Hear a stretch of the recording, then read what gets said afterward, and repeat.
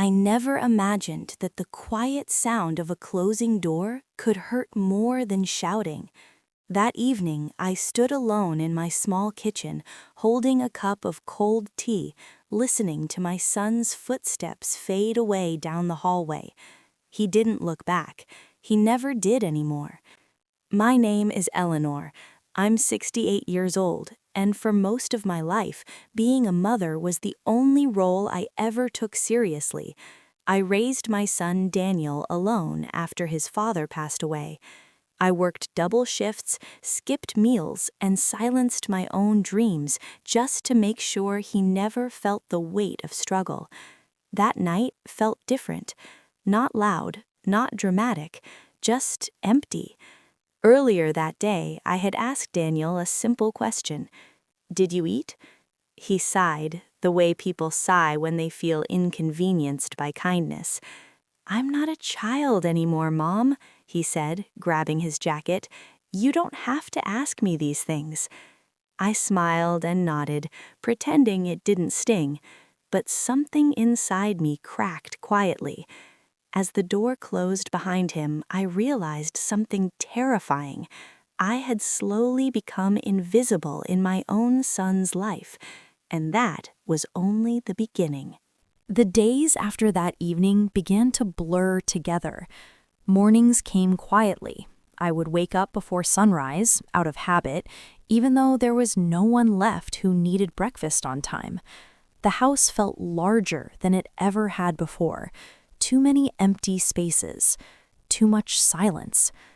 Daniel started coming home later, sometimes well after midnight. I learned to recognize the sound of his key in the door, the way he tried to be quiet, as if silence could erase distance. One night, I waited for him at the kitchen table. When he finally walked in, he barely looked at me. He went straight to the fridge, opened it, closed it again, and sighed. "There's nothing to eat," he said. I stood up slowly. "I can make something," I replied. "It won't take long." He laughed, not warmly, not kindly.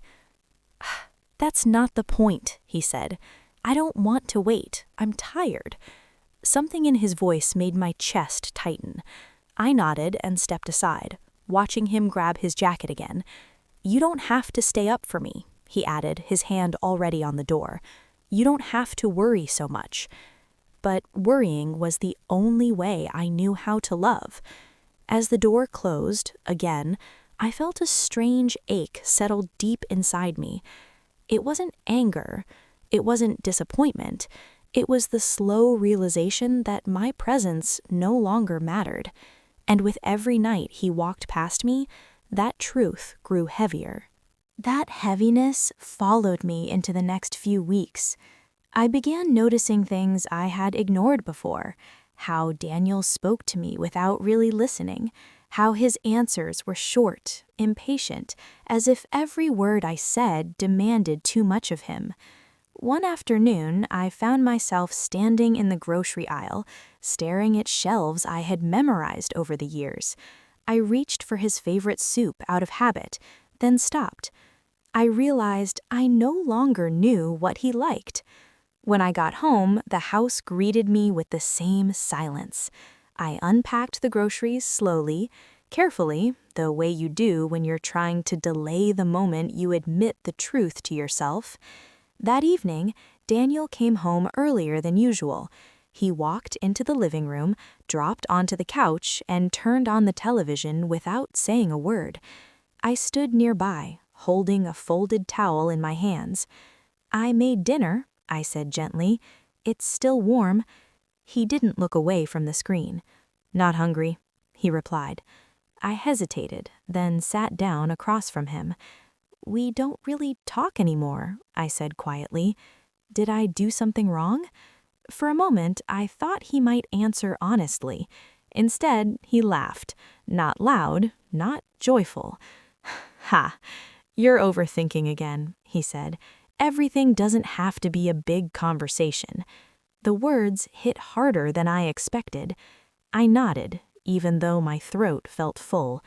That night, I lay awake in my bed, staring at the ceiling, replaying every moment of his childhood, every scraped knee, every school play, every night he had crawled into my arms, afraid of the dark.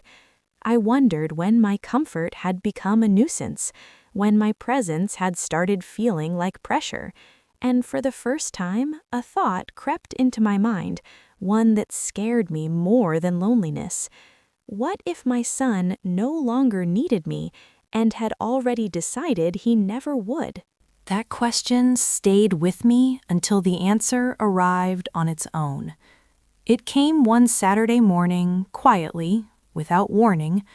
I was in the living room folding laundry when Daniel walked in with someone beside him. A woman, confident, comfortable, like she already belonged there. He didn't introduce us right away. I stood up, smoothing my hands on my clothes, waiting. "This is Claire," he finally said. "She'll be staying here for a while." The word staying hung in the air. I smiled, the polite kind people use when they don't know where they fit anymore. "It's nice to meet you," I said. Claire nodded, already scanning the room. "Oh, I've heard so much about you," she replied, her tone light, almost amused. Over the next days, the house changed. My routines shifted without anyone asking. The television was louder, the kitchen felt crowded, and somehow my place in my own home felt smaller. One evening, I reached for the chair I had always used at the table. Claire was already sitting there. Daniel didn't notice, or maybe he did and chose not to. I moved to another seat, my hands trembling just slightly. Later that night, I tried to speak. "Daniel," I said softly, "I feel like I'm in the way." He sighed, rubbing his face. "You're being dramatic," he said. "Nothing's changed." But everything had. The next morning, I overheard them talking in the kitchen. "We should think about our own place," Claire said. "It's hard with all this." I froze. Daniel lowered his voice. "I know. It won't be like this forever." They didn't know I was listening. In that moment, I understood the truth I had been avoiding. I wasn't being pushed aside. I was being prepared to disappear. That night, I didn't sleep. I lay still, listening to the house breathe around me, the ticking clock, the hum of the refrigerator, the quiet certainty that something had already ended. By morning, a strange calm settled over me. Not relief, not anger, clarity. At the breakfast table, I poured my tea and sat down. Daniel walked in, rubbing his eyes. "Morning," he said, distracted. I looked at him for a long moment. "I'm going to take a few days for myself," I said. "I'll be staying with my sister." He paused, surprised. "Oh," he replied.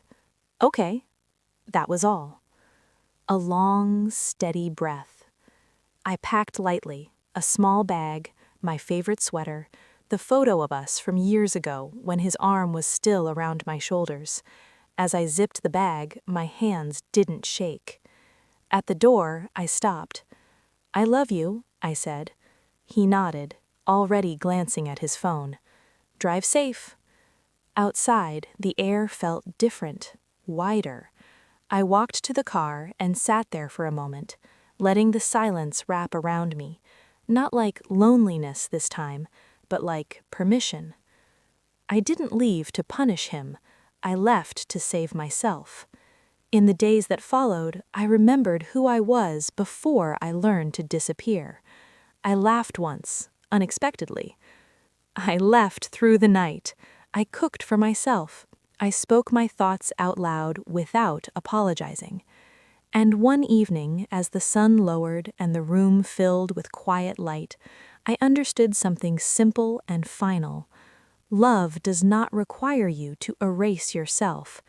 Care does not mean silence, and being a mother should never mean being invisible. A soft, steady pause.